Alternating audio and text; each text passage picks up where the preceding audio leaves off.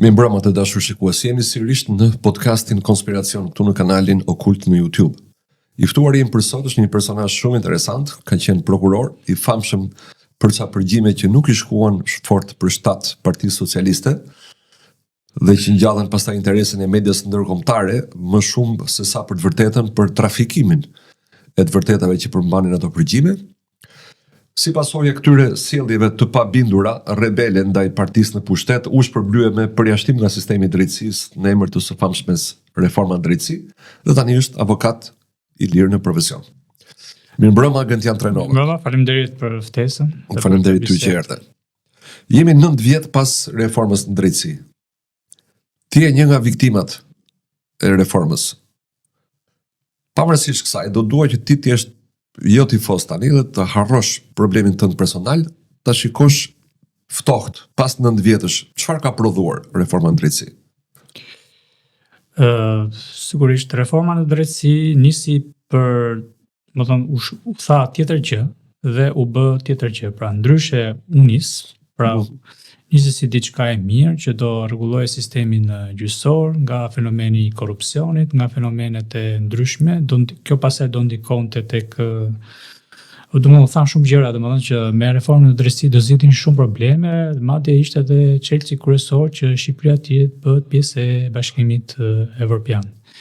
Ndryshe që u tha në letra, në të realitet reforma në drejtësi ishte komplet kundër nga ajo çfarë u tha, pra siç ishte programuar e se si ishte parashikuar sipas letrave. Ose programit për shumë që u shkruajt. Reforma në drejtësi më shumë i shërbeu qeverisë në pushtet për të zgjatur mandatin e saj, që ajo të bënte disa mëkate dhe për shkak të këtyre mëkateve do thojza që kanë të bëjnë me arrogancën e pushtetit, arbitraritetit, me vjedhjen, me mungesën e demokracisë, me cënimin e pavarësisë së gjyqësorit, me cënimin e drejtave të njerëzit, me burgoset e palishme, nëse kujtojmë ato shumë burgoset e palishme që bëshin qytetarëve për energjinë elektrike. Ky vazhdojnë të bëhen. Që bëhen edhe sot e kësaj dite. Të gjitha këto, si thush, për hir të reformës në drejtësi, për shumë ndërkombëtar kanë mbyllur syt dhe veshët, pra dhe kanë, si thush, kanë parë Ramën që është personi që ka filluar dhe duhet ta përfundojë reformën në drejtësi, dhe për këtë arsye ne nuk duhet ta prekim më shumë sa ti cënojmë pushtetin e tij, sepse kanë patur prioritet çështjen ose realizimin e programit të reformës në drejtësi.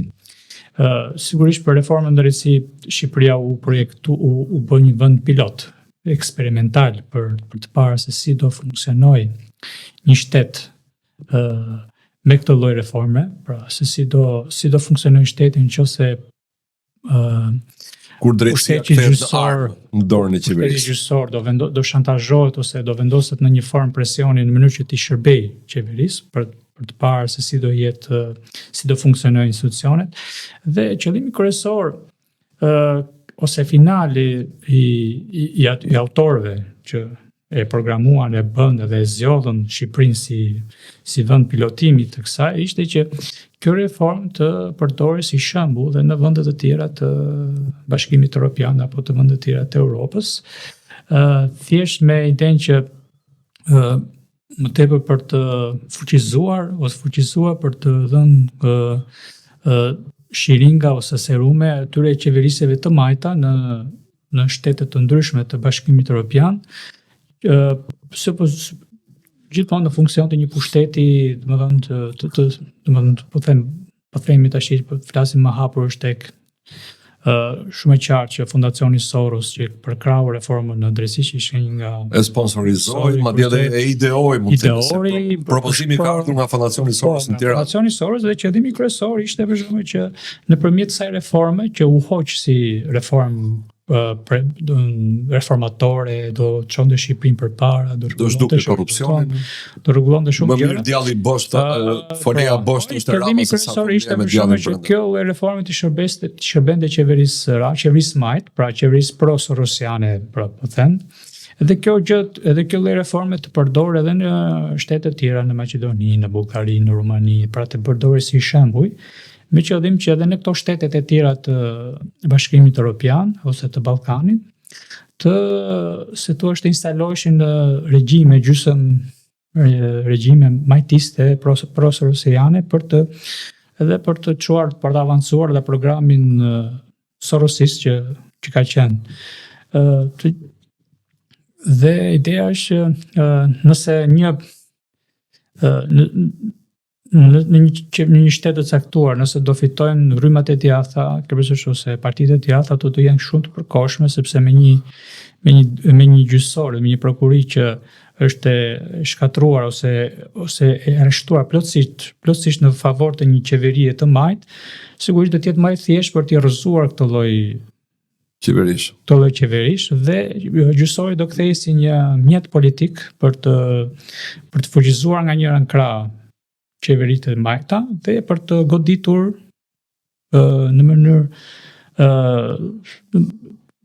në ato rrymat të djathta që mund vinë ose mund të rrezikonin qeverisin. Kemi nga Italia, do merrem edhe me atë pjesë. Kjo ishte pak a shumë, kjo po flemi për pak a shumë edhe tek ajo ideja e konspiracionit që është edhe kjo është pak a shumë qëllimi që ka qenë qëllimi themelor i nisjes së reformës në drejtësi, pavarësisht se çau shkruajtur pra, që do bëjmë një reformë në kështu, do heqim gjyqtarët e prokurorët e korruptuar, do ta rregullojmë sistemin gjyqësor, njerëzit do të kenë, do përfundojmë më shpejt proceset gjyqësore, vendime gjykatës do të jenë që do përfundojmë më shpejt. Këtë nuk ka njeri që e mohon sot. Që proceset zvarrisen shumë më tepër se sa përpara reformës së famshme. Tani për një proces të thjesht administrativ, për një mos plotësim të detyrimi kontraktor, për pushim nga puna që janë çështje ordinere, nuk duan një kompetencë të madhe nga gjyqtarët për të gjykuar. Proceset shkojnë me vite në çdo shkallë. Plus që presin me vite për të kaluar nga shkalla në shkallë. Kjo favorizon në një farë mënyrë qeverinë, sepse çdo shkelje të ligjit apo të drejtave të njeriut në çështjen e punësimit, por edhe shkelje të ndryshme që bëjnë institucione shtetërore ose titullarët e institucioneve shtetërore. Për shembull, vjen një person në një institucion shtetëror dhe heq masivisht një punonjës nga puna në mënyrë të padrejtë, në mënyrë të menjëhershme, ata do të shkojnë do të detyrohen të shkojnë në gjykat, po të drejtën e tyre ata do ta marrin mbas 10 vjetësh, ndërkohë aty në atë drejtor. Jo, nuk e marrin as pas 10 vjetësh. Po flasim dhe thoj se marrin jo, sepse kam rastin tim që kam 11 vjet në proces dhe tani procesi po shkon prapë në gjykat të lartë. Po, ndërkohë tash drejtuesi i atij institucioni është ndruar 3-4 herë, domethënë që ti nuk mund t'i kthesh dot më, mund të fitosh para, po ai përgjegjësia penale ose përgjegjësia e atij drejtuesi është harruar, domethënë që ka bërë një veprim para më shumë se 10 vjetësh, po marrim. Para shkruar, po thonë? Po, para shkruar shumë. Pra, si thua, kjo e ka favorizuar, domethënë, e ka rritur shumë arbitraritetin e qeverisë, sepse ai një drejtues institucionin e di shumë mirë që qytetari po shkojnë në gjykat, nuk do shumë vite të marrë të drejtën e vet, thotë mirë shkoti se nuk ka asgjë të keqe. Ne kemi mend ka qenë një regjistrim rastësor i Veliajt në një rast, nëse ke parë si video. Po fliste për një investim në rrugë. Për një shpronësim, që thoshte Olani bashkëpunon me kaq leksa të japim ne, se do përfundosh në gjykat edhe kush e di se ku e merr ato drejtën tënde. Domethënë ata vetë ishin të ndërgjegjshëm që t'ia bëjmë sa më të vështirë qytetarit vajtjen në gjykat ose fitimin e drejtës në gjykat dhe në një farë mënyrë kjo është një lloj robërie. Pra, një person. Po, sepse shumë njerëz heqin dorë fare nga procesi, nuk i shkojnë fare. Nëse ai nuk e ka mundësinë që ta marrë të drejtën e tij nëpërmjet procesit gjyqësor, pra duke patur një gjykat pavarur, po edhe duke patur një gjykat efektive, sepse të dyja cënojnë, edhe këtë rast është cënuar edhe pavarësia, po edhe efektiviteti i gjykatës. Pra, do më mund ta, edhe sikur të themi që diskutimi i një gjykate pavarur është problem vetë, sa e pavarur është kjo gjykatë që kemi sot, por edhe sikur të ishte e pavarur, fakti që nuk është efektive në kohën e dur, ti nuk e merr të drejtën tënde. në një kohë të arsyeshme. Dhe ka njerëz që vdesin edhe nuk arrin të shohin një vendim të formës për herë. Kjo rrit arrogancën e shtetit, kjo domethënë shumë njerëz humbasin pronën, humbasin punën, humbasin drejtat e tyre për elementare, për shembull një divorc, për shembull njerëzit nëse do ndahen, do të presin 5 vjet procesin gjyqësor, që ndërkohë ata mund të jenë martuar, mund të jenë ndarë prapë, domethënë gjatë kësaj periudhe. Viti, mua më ka ardhur me email një përgjigje nga gjykata e lartë, kishte marrë një vendim për çështje të orareve të takimit mes meje dhe djalit. Unë jam i divorcuar. Dhe djali ndërkohë kishte mbushur 19 vjeç. Po. Procesi ka nisur kur djali ka qenë 10 vjeç. Po. Humbet aktualiteti 19 vjeç ishte madhor, mund të 18 nuk hyn më fare gjykata. Humbet aktualiteti një çështje që diskutohet, shumë çështje që ti the një gjë, si në për të, në pjesën e parë, në përgjigjen e pyetjes parë. The që duhet ndihmuar qeveria të mos ngacmohej nga sistemi i drejtësisë. Po. Të lejë të bënte reformat, se do bënte reforma të mira për Shqipërinë.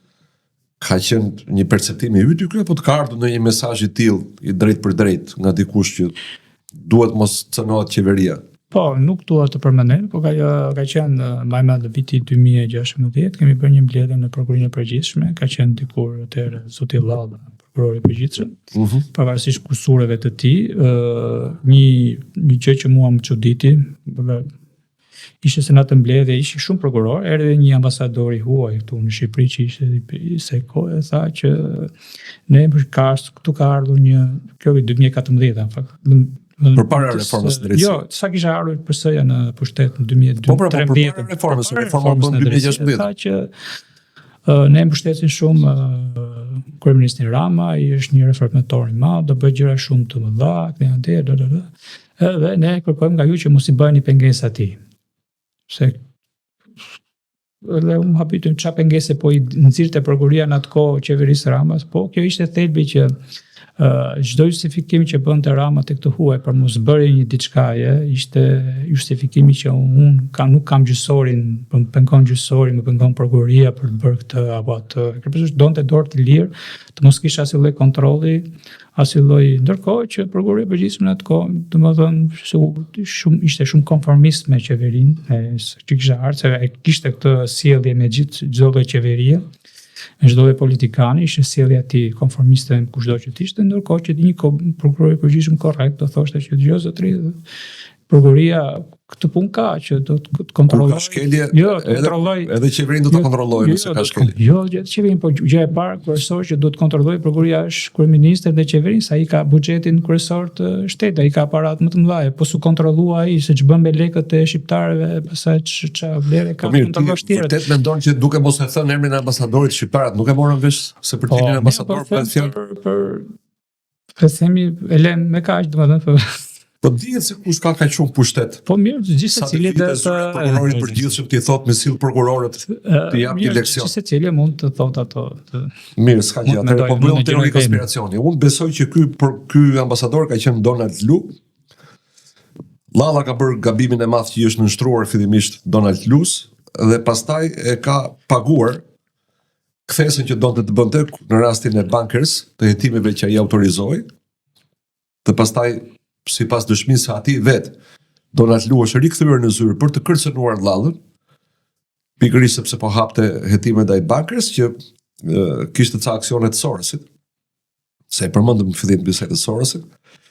Dhe pastaj ndodhi që ky vllalla të tentojë të arratisë dhe të kërkojë azil, të kërkojë mbrojtje, sepse zemrimi i Akilit, ky Akili jon që ishte 1,60 m i gjatë, Donald Lu ishte shumë i madh. Mirë, dakord. Një pyetje për BE-n, sepse rolin e Amerikës e kemi të qartë përmes Donald Lu, po dhe përmes ambasadores tjetër.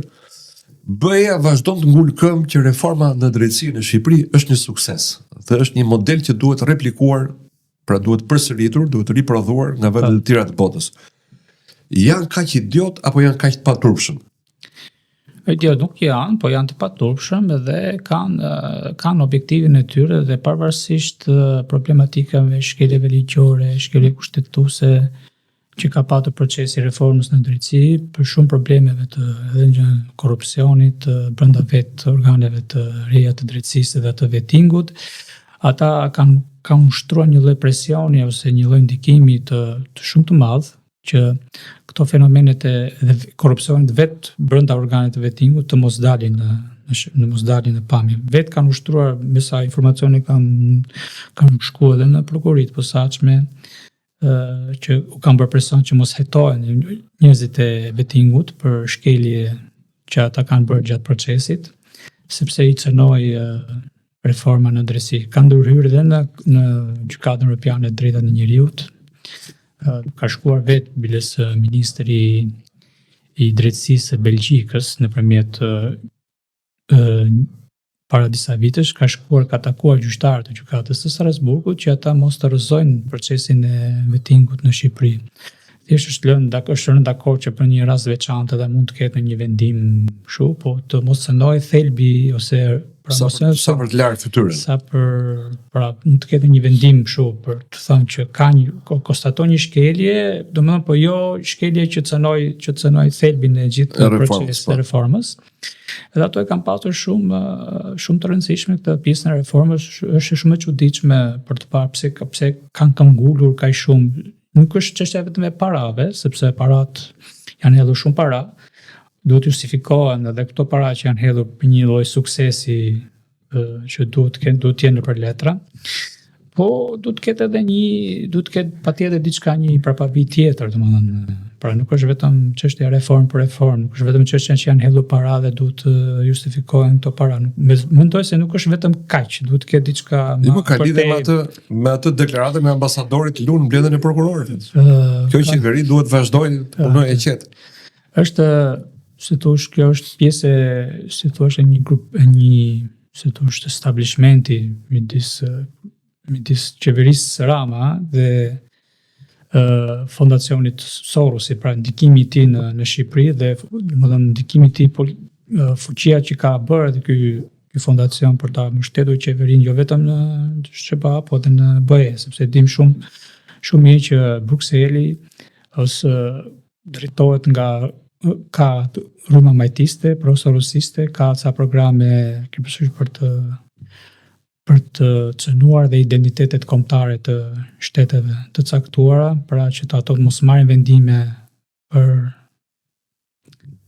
se thua që të ruajnë një lloj identiteti secili shtet, po të gjitha duhet patjetër të jenë homogjene, pra gjithmonë më shumë Bashkimi Evropian po shkon drejt një homogjenitetit, pra ligjet e njësojta për familje. Mund të kesh identitet kombëtar. Pra mos pato identitet kombëtar. Kjo është qëllimi kryesor.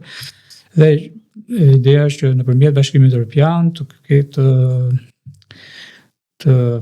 ligjet janë njësoj si në Hungari, si në Itali, qoftë për familjen, pra qoftë për tregtinë, qoftë për edhe të mos ketë një ndryshim, pra njerëzit, shtetet dhe komunitetet të humbasin identitetin e tyre dhe të miksohen, të bëhen njësoj.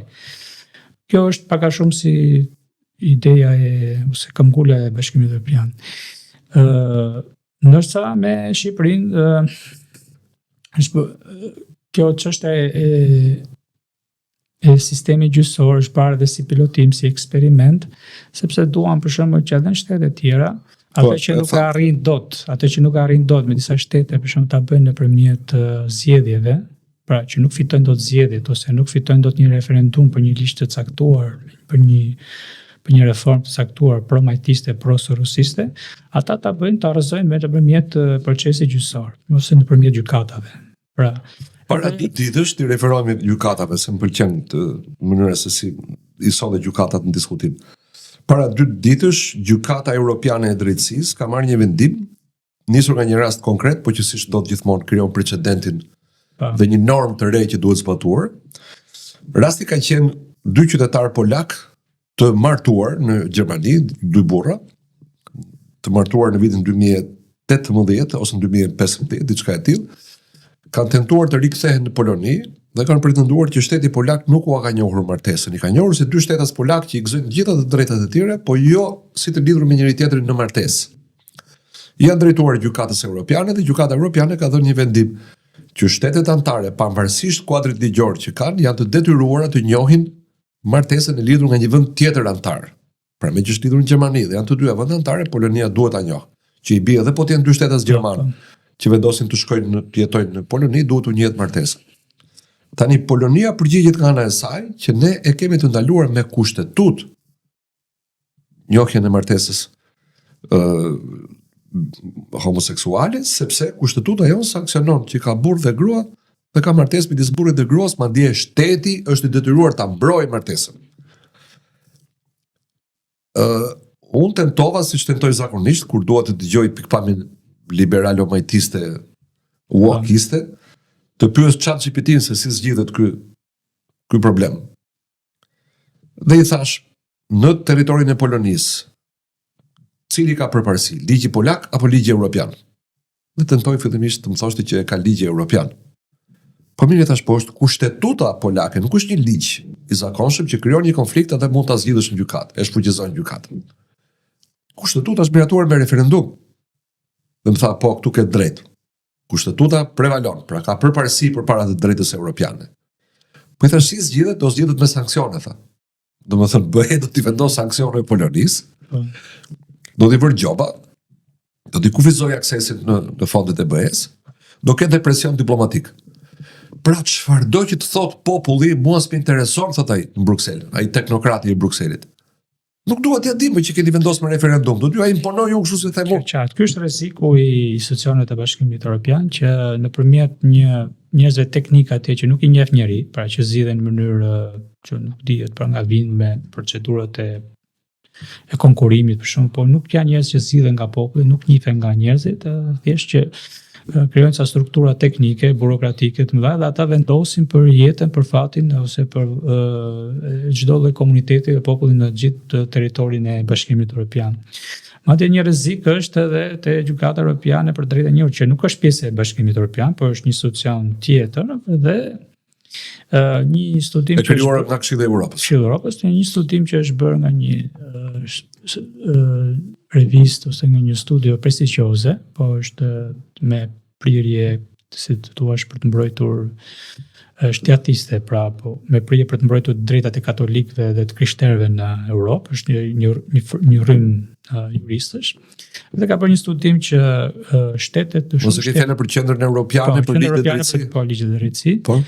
Këto kanë bërë një studim që një pjesë e mirë e Gjykatës Evropiane për Drejtat e Njerëzit është furnizuar me njerëz të mbështetur nga Fondacioni Soros. 1/3 e tyre më shumë. 1/3 e gjyqtarëve kanë marrë fonde. Dhe më e keqja është se ata përfaqësojnë nivele shumë të ulta nga ana profesionale dhe kanë çeduar shumë nga shumë parime, shumë rregulla ose ato të vendosura nga gjykata më parë. Pra kanë filluar që të devijojnë misionin e gjykatës europiane për drejtat e njerëzit. Edhe rreziku i madh është për shembull që nëpërmjet kësaj forme, pra të kapjes së gjykatave, duke shkuar edhe te gjykata europiane drejtë njerëzit, edhe gjykata e drejtësisë në atje, çdo lloj reforme, çdo lloj politike që duhet të bëjnë shtetet, disa shtete, për shembull që mund të kenë fituar po të jenë parti djata, për shembull, ose Viktor Orbani në Hungari, për shembull, ose Meloni në Itali, ose dikush tjetër në Francë apo në Spanjë, merr votat për si parti e djathtë dhe për qeverisur vendin, ai s'bën dot asnjë ligj, se ndryshe hyn konflikt në gjykatën europiane, shkon ose gjykatën e drejtësisë dhe atje e rrezon. Pra, si thua, Soros i thot, votoni si doni ju, po ligjet i vendosun, thot, kuptimin me njerëzit e mi që kanë për gjykata. Madje raporti, e kam lexuar këtë raporti vren dhe diçka tjetër shumë të rëndë. Thot mirë që 1/3 e gjyqtarëve vinë nga raporte lidhje financiare, financim projektesh. Në rastin më tipik nxjerr gjyqtarin shqiptar, Dorian Pavlin. Dorian Pavlin. Po raporti thoshte që përveç se këta kanë marrë para nga Sorosi, këta kanë pasur paturpsi që kur kanë pasur procese për të gjykuar ku palë ka qenë Soros, këta nuk kanë thënë të riqin nga ky proces. Jo, nuk e kanë deklaruar atë konfliktin interesi. Kjo është se hajde dakord, i morën parat nga Sorosi, të shkoj si të shkoj jeta u bëre gjyqtar, po kur ti ke ku diun organizata pro familjes nga njëri krah tjetër Fondacioni Soros në Shqipëri në një proces gjyqësor, ti duhet të riqesh. Dhe thua kam konflikt interesi. Këta nuk e deklarojnë fare. Ja. Darian Pavli pastaj që ti përmende, vazhdo thuaj opinionin tënd që të shtoj dhe unë si. Atëherë Darian Pavli mendoj se është kushëri vetë kryeministit Rama, ka qenë punonjës i Fondacionit Soros në Shqipëri, është financuar gjithë jetën. Nuk ka bërë punë tjetër, ka punuar vetëm te zyrat e Fondacionit Soros. Edhe drejtor në New York. Ka qenë atje dhe sa Shqipëri nuk ka punuar për të vërtetës. Po, dhe nuk ka punuar si ditas avokat, as nuk ka qenë një ditë në gjykatë, nuk di se çfarë është një proces. Shkollës ka bërë në Shqipëri se e ka bërë në Hungari. Nuk di çfarë është një proces gjyqësor dhe emërohet nga shteti shqiptar si profesor si në gjykatën europiane drejtë e njerëzit. Dhe normalisht edhe person që ka kontribuar në reformën për drejtësi, këtu pra ka dhënë mendimet e veta, ka dhënë sugjerimet e veta. I paguar nga Sorosi. Dhe shkon atje dhe gjykon tash se si janë të rregullta ato mendimet e veta që ka dhënë për reformën në drejtësi ose jo. Pra, si thua vet, ai shkon atje dhe në konflikt pasër interesit, gjykon për sa të drejta ose sa konform konvenit europian janë. Darian Pavli, me sa di unë, si çdo njeri që ka studiuar për drejtësi i jashtë një vendi, nuk mund të ketë licencën e avokatit apo gjyqtarit në atë vend. Unë, me sa e di unë, duhet të mbarosh drejtësinë në Itali që të punosh në sistemin e drejtësisë në Itali. Duhet të mbarosh në Gjermani që të punosh në Gjermani, përndryshe ti nuk punon dot. Ai e para s'ka studiuar në Shqipëri, ka studiuar në Hungari në Universitetin e Sorosit. Sorosi e ka prodhuar në laborator, ashtu si Erion Velin. Në praktik, ai nuk është marrë me gjyqe, ai ka qenë avokat i Fondacionit Soros dhe pastaj drejtori juridik në New York. Dhe prapë në dijenin time, më korrigjon nëse e kam gabim, është shpikur marifeti në biografinë e tij kur është paraqitur dosja në Strasburg, që ka punuar për reformën drejtësi, ka qenë dhe pedagog, kështu që ka përvojë nga sistemi i drejtësisë në Shqipëri. Ndërkohë që Strasburgu, me sa di unë, kërkon që ti të kesh përvojë si gjyqtar. Është bë problem edhe në gjykatën e Strasburgut, madje vetë gjykata dhe Këshilli i Evropës është ngritur dhe ka kërkuar informacione për rastin e zotit Pavli dhe ka ndryshuar edhe rregulloren e gjykatës europiane drejtë njerëzit që gjyqtarët duhet të deklarojnë, pra që në fillim të procesit duhet të deklarojnë konfliktin e interesit, pra kur marrin detyrën, duhet të bëjnë deklarat për konfliktet e interesit, pra që sepse nuk e kishin, madje kanë thënë që nëse konstatohet konflikti i interesi, ato edhe vendime, edhe nëse kanë marrë pjesë në vendimet e bashkë, ato mund të prishen, pra me kërkesë të personit nëse prodhon konfliktin, prishen, pra kanë ndryshuar rregullore, po shumë mirë, ka bërë të detajuar. Më mirë vonë se kur. S'u bë problem çështja e historia e Darian Pavlit në gjykatë, sepse gjykata europiane e drejta e njerëzit është institucion që është ka lidhje me Asamblenë e Këshillit të Evropës. Po mirë, a ka një paradoks këtu? Në këtë Shqipërinë tonë, ka të paktën 20 vjet, mos më shumë, që nëse ti antar i komisionit të një tenderi, ti duhet të firmosësh deklaratë për konfliktin e interesit. Nëse ti do votosh të miratohet apo jo një projekt teatri ku impakti financiar është 50 euro. Në gjykatën europiane e drejtë e njerëzit për shkak të eksperiencës, praktikës që kanë patur, pra të këtë do të thonë që gjyqtarët e rinj kanë filluar të ndryshojnë, të hedhin poshtë të gjitha të përvojë dhe eksperiencë që kanë patur gjyqtarët më pas. Kanë qenë gjyqtarë me shumë integritet, pra nuk ka pas nevojë. Pra, po ligji gjithsesi si duhet. Jo, dakor, ka konventa po konventa nuk mund të hyjë në, kryesisht të bëjë ligje pafund, siç ndodh në Shqipëri për çdo gjë, çdo taj do të jetë patjetër në ligj, sepse atje nuk funksionon. Funksionon precedenti, eksperienca, praktika e punës, pra dhe në shumë raste të radha ndodh që ka ndryshime të praktikave të mira të ndërtuara nga, pra sepse në një farë mënyrë vetë gjykata ka krijuar ligjet e veta, pra se si funksionon me vendimarrjen e tyre, dhe duke qenë se ka patur vitin më parë ka pasur gjyqtar me shumë integritet, njerëz me profesor të nderuar të fakulteteve ose gjyqtar që kanë punuar në gjykatat kushtetuese të Shteteve të Bashkimit Evropian, nuk mendohej që këta tash që shkonin te gjykata europiane drejt njerëzit do bëjnë manovra të kësaj natyre, pra që bëjnë këto pelimandëqjet dhe ky është rreziku i më i madh që u pate këtë studimi që u botua te kjo revista për kësaj shoqatës ligjit të përdrejtësi, që këta gjyqtar, ku përmend edhe Darian Pavlin, të më tipikun e këtyre, këta gjyqtar kanë shkuar dhe po cënojnë në shumë rënd edhe gjykatën europiane e drejtë e njerëzit me vendimarrjet e tyre, jo vetëm nga ana profesionale, po çdojnë shumë, po kanë filluar të ndryshojnë dhe shumë edhe praktikat e mëparshme të mira dhe të konsoliduara të kësaj gjykate, sigurisht duke marrë të frymën pro majtiste, frymën woke. Pra, duke me të qëllimin kryesor që ato që nuk e, siç e thash më parë, ato që nuk të majtët nuk e realizojnë dot me referendume, me votime në për shtete të caktuara. Referendumet nuk i duhen hiç. Sepse nuk i fitojnë dot, duan ta realizojnë nëpërmjet kësaj forme, nëpërmjet gjykatës.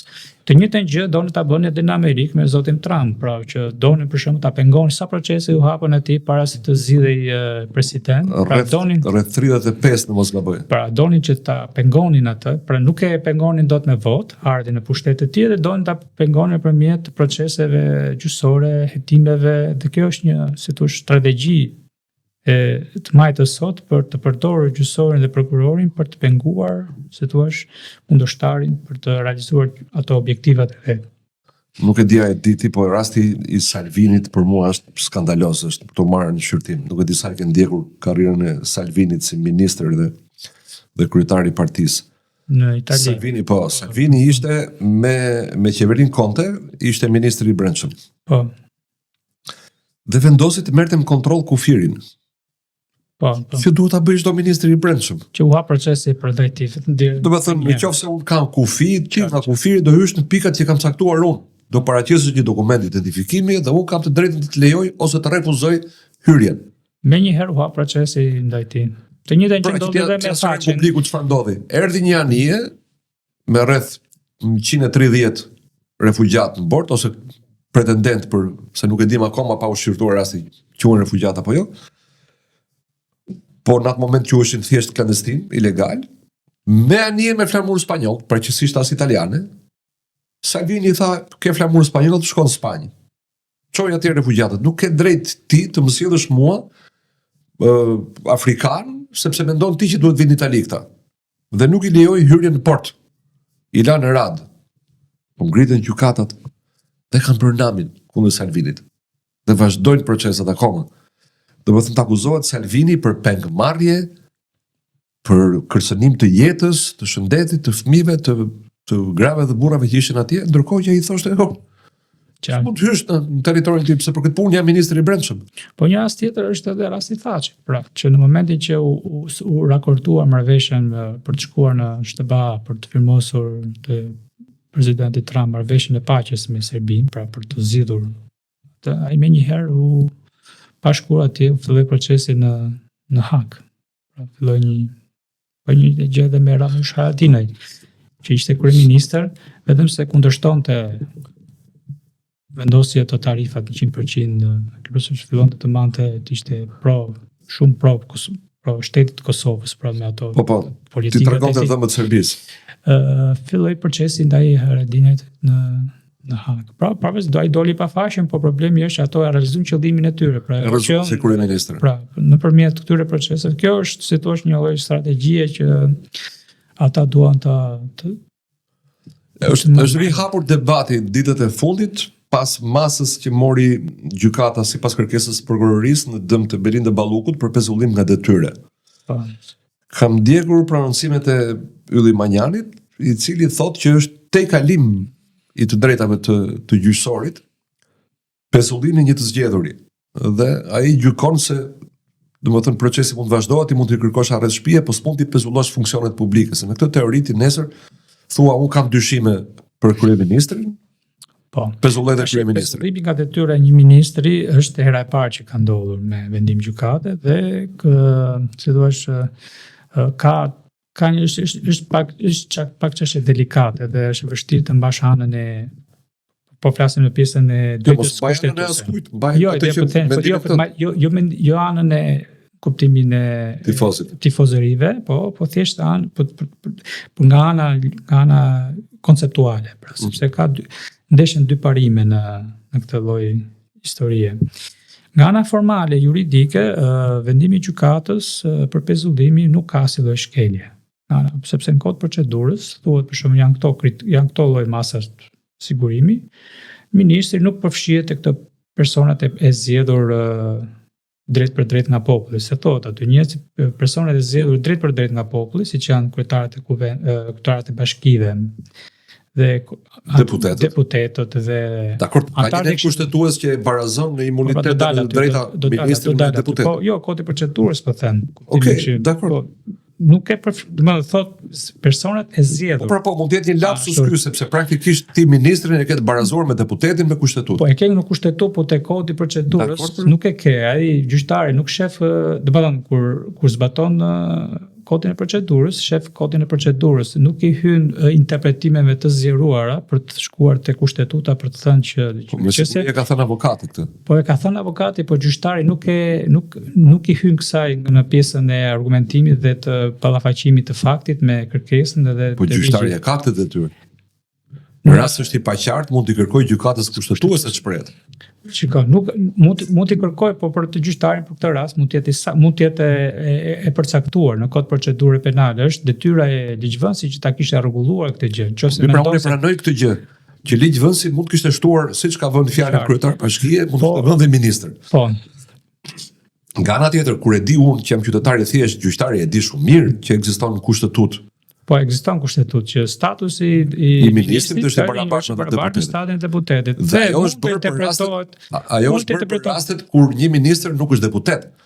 Po, Belinda Balluku është dhe deputete. Qartë. Dhe nuk mundet të mendoj unë që gjyqtari të bëjë sikur nuk ekziston ky në kushtetutës. Nëse ka dilemë, ku ka konflikt, ja kërkon gjykatës kushtetuese interpretimin. Po për gjyqtarin nuk është përdesa nuk ka qenë shkruar, pra shkruar në kod procedurë penale, nuk ka pas pse ta çonte në gjykatë kushtetuese, nuk e ka konsideruar. Po ka futur kokën në rër si struci, se kushtetuta është aty. Po dakor, po edhe mund ta kishte çuar, po kjo është nuk është në detyrimin e tij për ta bërë këtë gjë. A kupton? Nëse ai në kod procedure e ka të sanksionuar kush janë masat e sigurimit, ndaluese edhe pezullimi, ai është ministri i thotë nuk është i zgjedhur drejt për drejt nga populli. Tash çështja e statusit. Shikon, fakt tani do debatoj me ty. Jo, çështja e statusit është statusi, nëse statusi i ministrit përputet me statusin e deputetit që thot kushtetuta, çka konceptohet me statusin tash, sepse kjo është histori tjetër pastaj. Të gjitha drejtat që ka deputeti i ka dhe ministri, për aq kohë sa është ministër. Unë kështu e kuptoj që e barazon statusin. Po ajo mund të kjo është çështje interpretuese pastaj. Çfarë do ta lëm gjykatës kushtetuese ta zgjidhë? Po kërkoi gjyqtari këtë. Po pse duhet ta kërkonte? Po pse, ja ta them unë sepse ka nxjerrë qeveria një ligj në vitin 2019 që e quajnë ligj për rindërtimin. Praktikisht është ligj për shpronësime të paligjshme antikushtetuese të qytetarëve. Po. Ta merr pronën sot, nuk ta kompenson me lek, thotë kur të ndërtoj unë do t'jap unë ndërtim, e vendos bashkia me kë ndërton, me çfarë densiteti ndërtimi, me çfarë lartësie, me çfarë çmimi, vendos bashkia se sa takon ty të marrësh pas 5, 6 apo 7 vjetësh. Unë kam rast konkret në familjen time që kemi 6 vjet që presim. Toka është marrë. Dhe s'kemi asnjë copë letër me bashkinë, asnjë kontratë. Dhe i drejtohemi gjykatës, dhe gjykata nuk është gjykatë kushtetuese, sigurisht, është gjykatë e jurisdiksionit të zakonshëm. Gjyqtari e ka për detyrë o të më japi mua të drejtën, ose të më thotë do t'i kërkoj interpretim gjykatës kushtetuese nëse ligji për rindërtimin që këta kanë kaluar në parlament është kushtetues apo jo. Sepse mua ti si qytetar ma ke hequr të drejtën ti drejtohem gjykatës kushtetuese. Atëherë ku e gjej unë të drejtën? Në rastin tjetër, gjyqtari i nderuar Alex Nikolli. Po. Kishte raste persona që ishin të arrestuar. Po këtë do të thoja që për pjesëmarrjen tubim, si thoni që s'ka marrë leje nga policia. Gjyqtari nuk e ka për detyrim të drejtohet gjykatës kushtetuese, vetëm kur e gjykon vetë me vendimin e që mund të ketë një. Po këtë po them për që duhet ta gjykoj pra, sepse shikoj, gjyqtari nuk e shikoj. Gjykoj sipas ligjit që ka në fuqi. Edhe në rastin e parë gjyqtari duhet të jetë drejtësia. Jo respektimi gërm për gërm i procedurës. Drejtësia duhet të jetë, mendoj unë, shqetësimi i parë. Dakor. Ashtu si dhe mjeku duhet të t'jap një ilaç që nuk e thot OBSH-ja, po që ai beson se ai ilaç të bën mirë. Tash kjo është opinion. Patjetër, kjo është ajo që unë dua nga mjeku, nga prifti, nga gjyqtari, dua drejtësinë, dua të shkojnë interesin e qytetarit të parë. Drejtësia në botë kuptimin tënd është ashtu. Drejtësia në botë kuptimin e tij është ashtu siç e vepron ai, siç e bëri vetë ai gjyqtari, siç e bën me gjyqtarin. Nuk e ka konsideruar të kërcëtar syshme ti drejtohet gjykatës kushtetuese, sepse nuk e ka quajtur kaq të rëndësishme. ashtu e ka logjikuar. Po mirë, po Edhe në ka rastin zbatuar hipotetik ligjin. nesër prokuroria thotë unë kam dyshime që Edi Rama mund të prish provat. Po, edhe mund ta pezulloj me këtë ligj që është. Po mirë, Ligjvësi- vësohet qeveria, bëhet një qeveri tjetër. Po, Kalon mandati i qeverisë, e mbyll ai tjetri mandatin. Vinë zgjedhjet e reja dhe Edi Rama është i pafajshëm, prokuroria tërhiqet, thotë s'kemi bazë për të çuar kështu dosje. vetë janë planuar me burg. Fal, po edhe deri tani më thënë me që prezumim kjo është profes- metoda e të majtës për të rrëzuar qeveri dhe konsiderohet pa drejt kur këtë e përdor e majta Po. politikisht. Qartë. Këtu duket se kemi të bëjmë një rast analog. Këtu drejtësia merr përsipër të zhbëj vullnetin e qytetarëve të shprehur me votë. Ti s'mund të rrëzosh qeverinë se do ti, se ke ti dyshime. Shiko tash ti po ngatrojmë konceptet dhe mendimet. Pra Pse? ngatrojmë tash do të hyjmë në teorinë e konspiracionit, po do të hyjmë në interpretimin e ligjit. Jo, do hyjmë Se ka dy konspiracion pa mënyra. teori. Po, Deri pra, tani po merreshim me Tash do- konspiracionin. Atëherë, në interpretimin e ligjit tham këto në mënyrë të literale, në mënyrë të parashikuar siç e ka kodi i procedurës penale, gjykata dhe prokuroria kanë patur hapësirën ligjore për ta kërkuar e për ta vendosur atë gjë. Çështja e interpretimit, nëse deputeti dhe nëse ministri ka statusin e deputetit, e ka shkruar në kushtetut, po se qa përputhet ose qa të drejtash si deputet ose si me status deputetit ka ministri, këtë nuk është e shkruar asgjë kundi. Kjo është thjesht me interpretim. Ti e thua që Po unë më them, e lë ti e ministri, thua ti më kështu, the që mund të rrëzohet e kryeministri. po me këtë gjë. Dhe të duket e drejtë që të rrëzohet kryeministri sepse ka dyshime prokuroria, po prokuroria ka pasur dyshime për shumë njerëz që nuk kanë rezultuar fajtor në fund. Dgjoj, e drejta apo e pa drejtë është histori tjetër. Unë po them tash që nga ana ligjore, nga ana siç parashikohet në ligj, është e lejueshme. A është e drejta apo s'është e drejtë, e shikohet rast pas rasti. Po nga ana ligjore, Në parim ti mendon që është e drejtë që vetëm për shkak të hetimit, jo të gjykimit, se nuk po flasim për fajsi dhe për gjykim në këtë rast, po flasim për drejt për hetim. Që prokuroria të shkarkojë qeverinë sepse po heton? Tash kjo është histori, është tjetër gjë. Opinioni im personal, nëse është e drejtë nga ana parimore kjo gjë ose jo, është tjetër histori. Po deri tash thash nëse nga ana ligjore është e drejtë apo se ka dy mënyra. Është e drejtë nga ana ligjore, thamë që e ndan gjykata kushtetuese, nëse është shkelur apo jo. Tash ka tjetër gjë, është e drejtë në këtë rast. Është e drejtë kuptimin e aspektit parimore, konceptual të kërkesës, është histori tjetër. Pra, ndryshe po them, se ligji mund të jetë dhe i pa drejtë, nuk është thënë që të jetë pra çdo gjë që është e shkruar në ligj është e drejtë, e kupton? Po. Kjo është logjika. Tash është normale për shkak që një qeveri nuk mund të pezullohet ose nuk mund të merë një vendim gjykate, pra automatikisht, sepse kjo mund të cënoj parimin e funksionalitetit të institucionit. Pra është një parim shumë i rëndësishëm, pra që është parimi i supozojmë që të një proces penal, një person që mund dëmtoj provat, mund të përfshi provat, duhet pezullu nga detyra sepse mund të dëmtoj hetimin, po nga ana tjetër bie në balancë dhe parimi tjetër, kushtetues i funksionalitetit të institucionit. Pra kush është më i rëndësishëm në këtë aspekt. Dhe supozojmë kjo gjë kërkon një diskutim shumë të hollë. Pra nuk është thjesht që domethënë që ti qëndrosh strikt një të parim, duke rrëzuar plot në mënyrë të plot parimin tjetër. Pra janë dy parime që në këtë rast kundërshtojnë njëra tjetrën, po është një vije hollë që i ndan se kush prevalon njëra mbi tjetrën Me që po flasim për parimin tërë, sigurisht që parimi i funksionalitetit të institucionit duhet të jetë më i rëndësishëm. Pra, në logjik. Po kjo është në një diskutim kushtetues, pra, që duhet të marrë një interpretim kushtetues edhe më pas kjo të përkthehet edhe në legislacion, të shkruhet në legislacion. Nëse do mendimin tim atëherë për këtë parim, siç ju referove ti me të drejtë Trumpit, ashtu i referohem dhe unë si një rast klamoroz për tu diskutuar. Ne kemi për shembull në Shqipëri të famshmin ligj për dekriminalizimin. Ne u kemi ndaluar të drejtën e zgjedhjes deputetëve, kandidatëve për deputet që kanë precedent penal apo kanë ato dyshimet e çuditshme të tipit që kanë fotografi me filanin apo ke folur në telefon me filanin. Nëse do të dish mendimin tim, mendimi im është që jo parimi i funksionalitetit, po parimi i të drejtës që ka zgjedhësi për të marrë vendime, duhet prevalojë.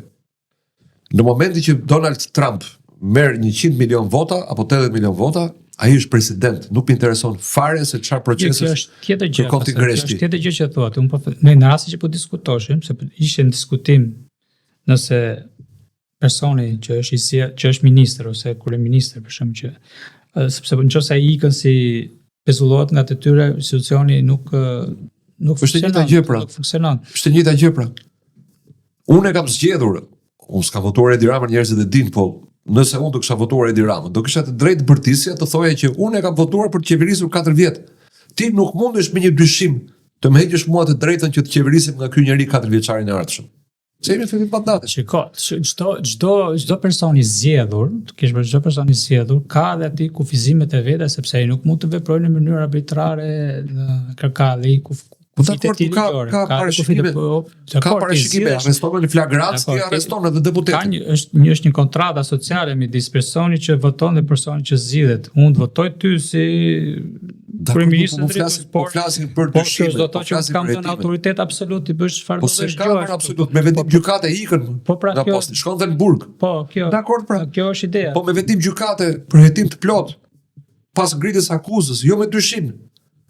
Po ku e di ti që është vetëm dyshim, edhe ajo është. Po vetëm dyshim është deri tani. Po mirë, është bazuar në prova ajo gjë. Po dakor, po se ka ngatron konceptet, kjo është ideja, po ngatron konceptet. Jo mos e ngatroj fare sepse unë të thashta në rastin e Trumpit, edhe në rastin e dekretimit të Shqipërisë. Në rastin e Trumpit, në rastin e Trumpit kishte një Sarkozis, kishte një gjë. Në rastin e Trumpit kishte procese para se të zgjidhej si president. Në momentin që u zgjodh president, po atëherë vullneti i popullit mund të diskutojmë në këtë rast, meqense populli pavarësisht problemeve që kishte ky gjatë proceseve, gjatë para zgjedhjes së presidentit. Janë marrë edhe 2 vendime gjyqësore kundër Trumpit. Në shkallë të parë. Atëherë vullneti popullor mund të prevalojë në këtë rast. Prapë, në momentin që ti je zgjedhur dhe ti nuk mund të lejohesh të bësh abuzime me detyrën, sepse je zgjedhur nga populli. Ka 2 presidenti Trump i kishte procese para se zgjidhej president. Në momentin që u zgjodh president, edhe akuzat për Ballukun janë për veprimet kryera përpara zgjedhjeve të fundit. Ka marrë votat më.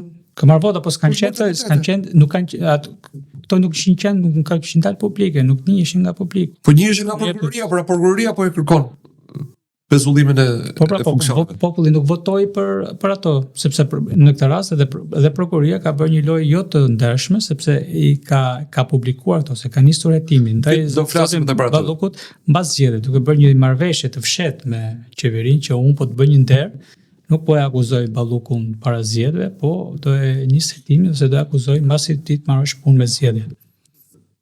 Po mirë, dakord, po gjithë çështja shtrohet këtu. Ka mund të drejtë si qytetar apo ke ti drejtë si prokurorit për caktosh kush më qeveris mua? Atë ti si qytetar zgjedh ato zgjedhësit e tu. Ti ai që zgjidhet, ai të ndryshoj le të ndryshoj ligjet edhe kushtetutën që prokurori dhe gjykata të kufizoj hapësirën e vetë ky ligjvënës i ka krijuar këto hapësirat. Unë jam dakord që çdo i zgjedhur të hetohet. Unë jam dakord që mos më keq kupto. Unë jam dakord që çdo i zgjedhur të hetohet. Po.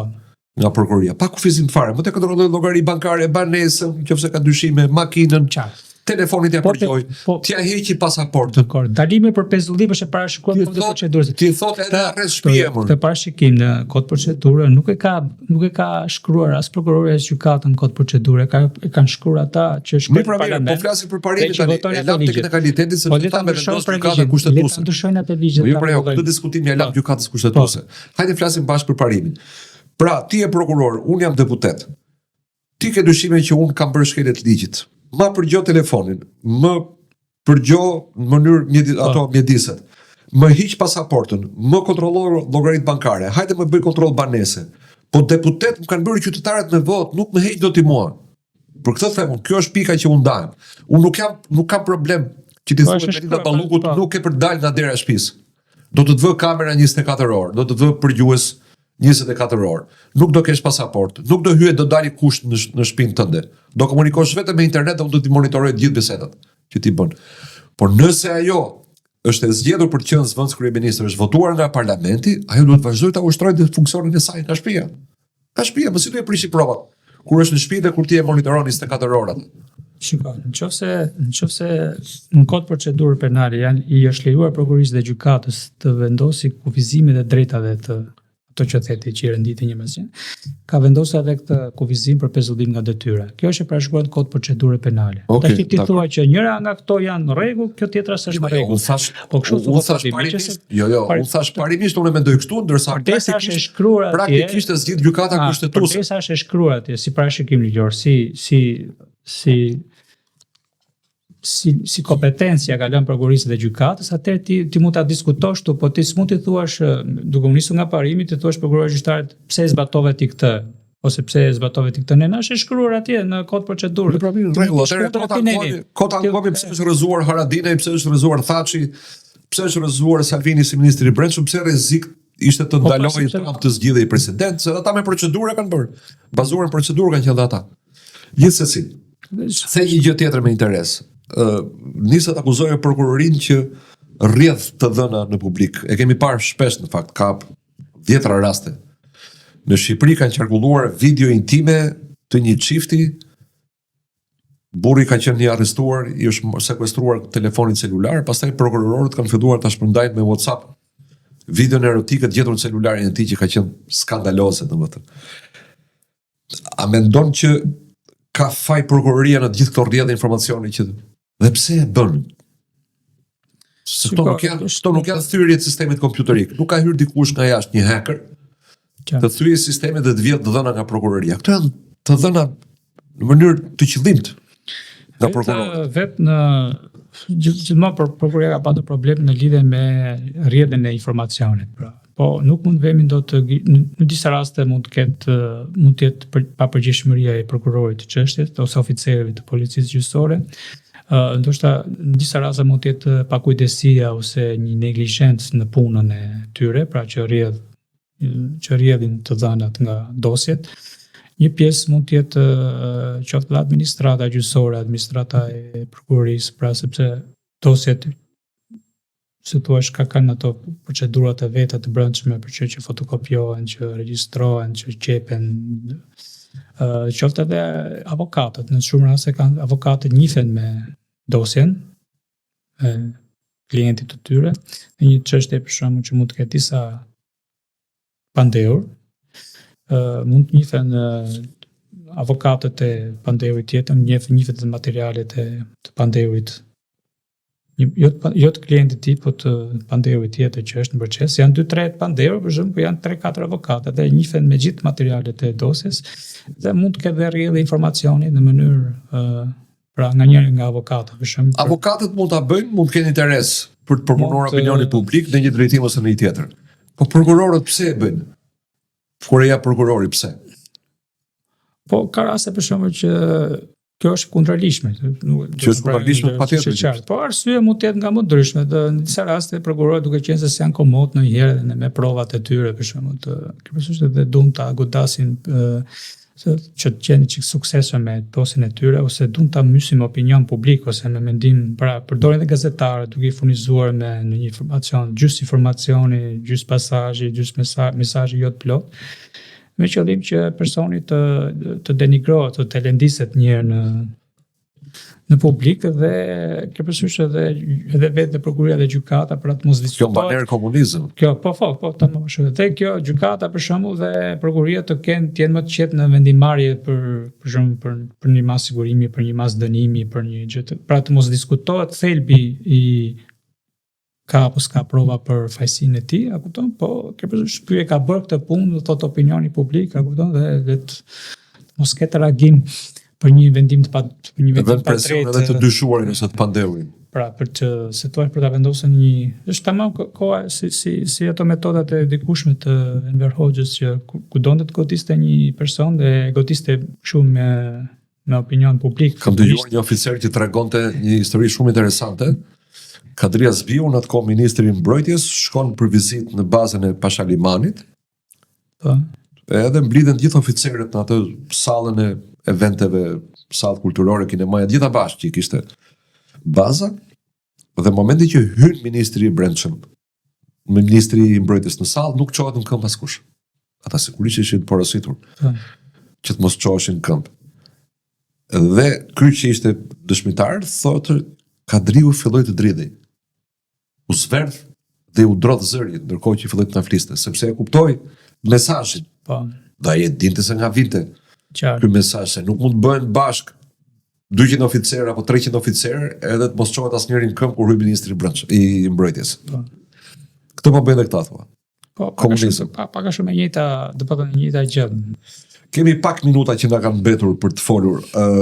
Pavarësisht se ti nuk je sot prokuror, po besoj që lajmet i ndjek edhe ke një ide se çfarë po ndodh me korrupsionin në Shqipëri, sidomos me këto çudirat e tunelit të Llogaras që i mungohen dhe 2 ura, një në hyrje dhe një ndalje, pra një para dhe një pas tunelit. Kemi pasur dikur një barcalet për korrupsionin. Po, Që thoshte italiani që urë pastaj se lumin. jo, ka qenë një barcalet tjetër që tregonte Gjermani një urë dhe thoshte që kjo ura duhet kishte 6 këmbë, unë e bëra me 5 edhe me këmbën e një ure, me një këmbë të urës bëra këtë shtëpinë. Italiani thoshte këtu duhet ishte me 6, unë e bëra me 3, po për këtë shtëpi. Fare, kishte për shtëpinë. Edhe shqiptari thotë aty është ura dhe kjo është shtëpia, po ku është ura? Po duhet ishte tha, po s'është ura. Mos jemi këtë pikë të se mungojnë urat, mungojnë urat para dhe pas tunelit. Kjo është një gjë skandaloze. Kemi parasysh tash që kjo që gjithë periudhës që është bërë reforma në drejtësi, procesi vettingut në Shqipëri, goditja e gjyqtarëve dhe prokurorëve, në krahun tjetër qeveria ka pasur një fushë të lirë për të abuzuar, për të vjedhur në mënyrë masive. Dhe gjithë, po të shikojmë dhe gjithë përgjimet që kanë dalë, jo vetëm te ky rast, po edhe tek rastet e tjera, çështjet e tjera, është bërë gjithmonë në periudhën ku gjyqësori ka qenë i paralizuar dhe i bllokuar plotësisht dhe prokuria. Pra nuk kanë patur as sfera në përkëmbë për të futur durët tek paratë e buxhetit të shtetit për të bërë çfarë t'i donte qefi. Kjo është ideja. Vetëm majta qeveria PS-s mendoj që nëpërmjet reformës në drejtësi kanë pastruar sistemin nga çdo prokuror gjyqtar që është i padëshrueshëm ose që mund të bëjë pengesë në punë, në vjedhjet e tyre në tojsa, dhe kanë njerëzit e tyre, kanë vendosur njerëzit e tyre dhe kanë konceptuar ose kanë menduar se njerëzit që kanë vendosur atje do të jenë ushtar të bindur dhe do mbyllen çdo lloj dosje, çdo lloj vjedhje, abuzimi që edhe nuk e kanë menduar gabim. Kështu ka qenë. Nuk ka funksionuar. Kështu ka qenë. Por vjen një moment, vjen një ditë për shembull që supozojmë te dosja e tunelit, pavarësisht se prokuroria e kanë ndihmuar qeverinë që këtë çështje të mos e bëj publike, mos hapet procedural para zgjedhjeve për ta dëmtuar para zgjedhjeve, se ato përgjime kanë që këtu që në fillim të 2024 si përgjime. Edhe ato u majtën sekret, nuk u morë vesh, ne fletën gjumë domethënë aty dhe por problemi është se vin afatet dhe në këtë rast ose prokurori që do të shkonte në burg për shpërdorim të detyrës, për mos kryen veprimeve hetimore në kohë dur, qoftë ai qoftë dhe drejtuesi, sepse ai ka një lloj detyre monitoruese, kontrolluese, kuptimi nëse ai ka dieni që është kjo dosje dhe nuk reagon ose nuk vepron qoftë prokurori, qoftë policeri, qoftë drejtuesi i prokurisë, atëherë ato janë në kufit e një vepre penale. Pra ose do shkonin këta në burg, ose do fillojë çështja, ose do shkonin këta të tjerë që kanë shkuar me arrest apo me masa respektive. Kështu që këtu është ajo, domethënë se të vjen një moment për shembull që abuzimi bëhet aq i madh sa askush as edhe njeriu edhe vllai jot për shembull të jetë nuk ka rin dot të mbroj. Kjo është shkelja ose vjedhja bën janë bërë aq të mëdha, sa edhe çdo s'ka prokuror, s'ka gjyqtar që të dalë në mbrojtje, nuk e ka të pamundur. Sikur të ishte edhe vllai jot aty, domethënë të ishte prokurori gjyqtar i dosjes, nuk të mbron dot, se do i bie që do të futet vetë në burg që të mbroj ty. Pyetja e fundit. Ti e prini 2 fëmijëve dhe janë në moshën rreth pubertetit apo jo? Po. Ka kaluar në parlament ende nuk është dekretuar nga presidenti ligji për barazinë gjinore që kanë gjallur shumë debate sepse është parë nga shumë njerëz, përfshi dhe mua, si një ligj që shtron rrugën për njohjen e shumë gjinive, pra për pranimin e diversitetit gjinor. Dhe kjo pjesa më e rrezikshme për mua është jo ajo çfarë do të ndodh me personat LGBT që në Shqipëri, por çfarë do të ndodh me fëmijët që rrezikojnë trushplarjen dhe konfuzionin që në moshët e hershme, dhe me dhunimin e fjalës liri sepse do të kërcasin gjopat majtas e djathtas për çdo njeri që thot një fjalë që nuk u pëlqen më organizatave LGBTQ. Po. Ky ligj për barazinë gjinore si jurist dhe si prind. Po. Ky ligj për barazinë gjinore është një ligj shumë i padrejtë për shoqërinë shqiptare dhe sidoqë e vendos shoqërinë shqiptare në shumë rreziqe në të ardhmen. Pavarësisht se ndoshta shoqëria shqiptare është akoma konservatore në mbrojtjen e familjes në tradicionale, por nëse dhe akoma nuk është ballafaquar me realitetin e zbatimit të ligjit, pse ligji tash është akoma një gjë abstrakte, diçka e miratuar, por nuk është akoma e prekshme për jetën e qytetarëve, pra nuk është akoma ballafaquar me, si thosh, me masat ndëshkuese të ligjit, nëse ti do veprosh kundërshtim me parimet e këtij ligji, dhe si thosh, kjo vendos në një rrezik potencial prezin e ri. Pra se ne për shembull mosha jonë është rritur, është formuar me mentalitetin përkatës, por kjo vendos para shumë rreziqeve fëmijët, pavarësisht se ato do marrin edukatën familjare në shtëpi, por do ballafaqohen në zbatimin e ligjit që do i bie ndesh me edukatën familjare që ata marrin për të mbrojtur një familje tradicionale. Kështu që ky është një ligj që, si thua, është i vendosur në mënyrë imponuese ndaj shtetit shqiptar dhe qeveria shqiptare, parlamenti shqiptar, për shkak të atyre mëkateve të mëdha që ka me korrupsionin edhe me fjedhjet e shumta, pranon këto lloj dilesh, këto lloj pazaresh, pra që Bashkimi Evropian të mbyll një sy, një vesh për abuzimet, për shkeljet, për zgjedhjet për shembull, siç e mbylli Marta Koski, tha ajo, zgjedhjet ishin të lira dhe të ndershme. Pra gjithë kjo përkrahje që merr Rama nga Bashkimi Evropian është për shkak edhe të këtij ligji, pra që ka miratuar këtë lloj ligji dhe ai bëhet më i afrueshëm, bëhet më i dashur për disa zyrtar të Bashkimit Evropian. Këto janë dile për marrëveshje që bëhen në kurrizë shoqërisë shqiptare për hir të mbajtjes së pushtetit apo vazhdimësisë së pushtetit. Kjo është ideja.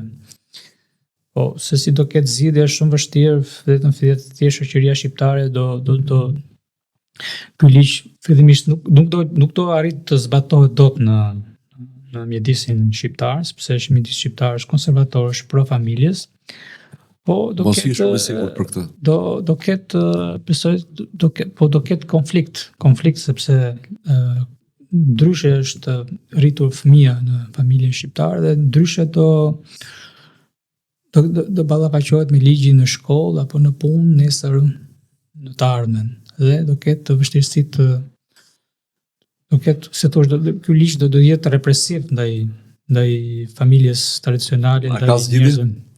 Po zgjidhja është që njerëzit, si thua, tu di se si të votojnë.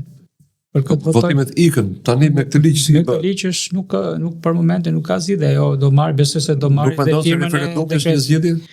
Do ketë referendum, po akoma shqiptarët nuk e shohin akoma si një rrezik. Pra nuk do votojnë në referendum sepse nuk e merrsojnë rrezikun. Akoma nuk tihet si rrezik për familjen. Pra është diçka abstrakte, u duket diçka. Po dhe referendumi nuk bëhet dot nesër, do kohën e vet. Kështu që ajo do minimumi 6 muaj. Ajo do ketë një reagim nga shoqëria nëse për shembull do të vinë në shtëpi të marrin fëmin. Çfarë do të vinë në shtëpi të marrin fëmin? Po sepse fëmia për shembull mund të jetë në afër adoleshencës dhe mund të ketë si thua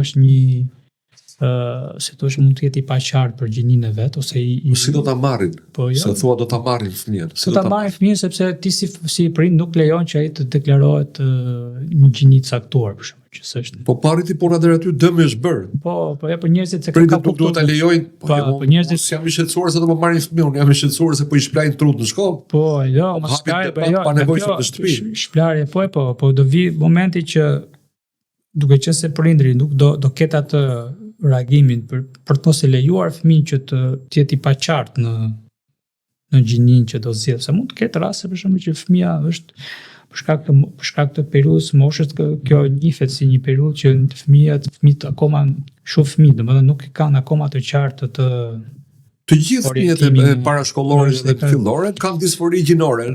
Ashtu dhe sidomos në parashkollor. Ashtu dhe nëse pra nuk e kanë të qartë dallimin midis njërës gjinit e tjetrës. Do të vinë institucionet shtetërore dhe thonë prindit ti ke ndikuar te fëmia që të nuk e ke lejuar fëmijët që të zgjedh vetë që zgjedh vetë atë gjini, po ja ke përcaktuar ti. Po kjo do doj kohë.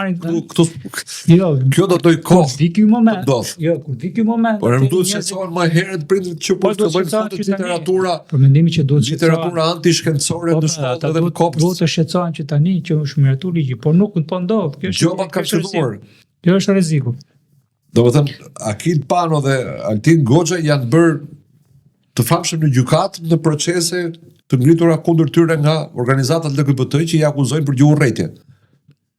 Kjo është rreziku, por këto janë evidente. Pse mendon që nuk do reagojnë njerëzit në referendum kur kanë filluar shenjat dhe do intensifikohen sigurisht. Do ketë përpara 3 ditësh në shkollën lidhe e Prizrenit, psikologja e shkollës ka shpërndar fletushka të njëjtës filozofi për atë propagandës që gjenia është një gjë me zgjedhje, ti mund të jesh shtuduash. Mos pranoni t'ju imponojnë rolet gjinore. Kjo është rrezikshme, po nuk e di, por akoma reagimi i shoqërisë shqiptare akoma nuk po e kupton si thosh të lloj rreziku. Si ndërmarr nismë për referendum, do t'i bashkohesh nismës për referendum? Po patjetër, për referendum. Të falenderoj, shpresoj që do të kemi në bord, që të kemi na duhen njerëz të mençur dhe patriotë që të kemi sukses në referendum. Faleminderit shumë për bisedën, Kentian Trenova. Tu përfundon podcasti edhe për herën e sotme. Bashkë do të shihemi javën e ardhshme. Mirupafshim.